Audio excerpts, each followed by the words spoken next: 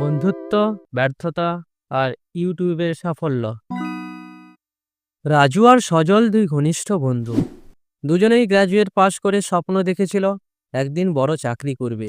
প্রথমে তারা চাকরির জন্য ছোট বড় সব রকমের পরীক্ষা দিয়েছে, কিন্তু ভাগ্যের কি দোষ, প্রচণ্ড পরিশ্রম ও অদম্য চেষ্টার পরেও তারা বারে বারে ব্যর্থ হয়েছে। দেখ রাজু, চাকরি আমাদের কপালে নেই। এখন আমাদের অন্য কিছু করতে হবে। আর বলিস না, সারা শহর ঘুরে একটাই কথা বুঝলাম, চাকরি আমাদের দেখলে ভয় পালায়। কিন্তু চাকরি ছাড়া আমাদের দ্বারা কি হতে পারে?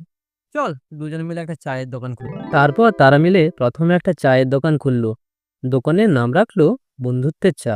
দোকান খোলার প্রথম দিন। ভাই, আপনারা চায়ে চিনি দিতে ভুলে গেছেন নাকি? সজল, তিনি কোথায়? আরে সেটা তো আনতেই ভুলে গেছি। দ্বিতীয় দিন। আজকে সব ঠিকঠাক নিয়ে এসছিস তো? কোনো যাতে সমস্যা না হয়। না, আজকে আর কোনো ভুল হচ্ছে না। দেখবি ক্রেতারা চা খেয়ে আমাদের কত প্রশংসা করবে।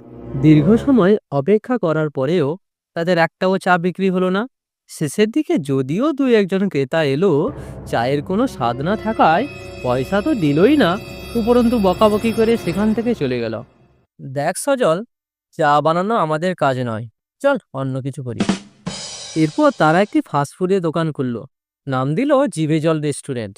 কিন্তু সমস্যা হলো, বার্গার বানানোর রেসিপি তারা ইউটিউব দেখে শিখেছিল। তাদের বানানোর বার্গার খেয়ে লোকটি ফিরে এসে বলল, ভাই এই বার্গারে কাঁচা ডিম কেন? রাজু, মনে হয় ডিমটা ভাজতে ভুলে গেছি। সজল, আমি তোকে নিয়ে আর পারবো না। ঠিক আছে, চা বার্গার বাদ, চল মুরগির খামার করি। এটা পারবো তো? অবশ্যই পারবো। দুজন মিলে একটা মুরগির খামার তৈরি করলো। এক সপ্তাহের পর সঠিক সময় পরিচর্যা না করার জন্য অধিকাংশ মুরগি মারা গেল এবং তারা এই ব্যবসাতেও আর্থিকভাবে ক্ষতিগ্রস্ত হলো। দেখ রাজু, আমরা তো প্রতিবারই ভুল করে বসি।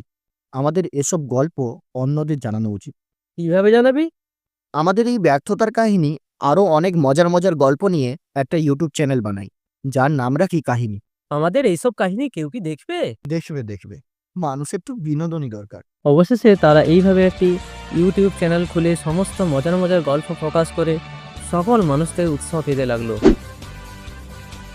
আমাদের এই ভিডিওটি ভালো লাগলে ভিডিওটিকে লাইক এবং চ্যানেলটিকে সাবস্ক্রাইব করবেন।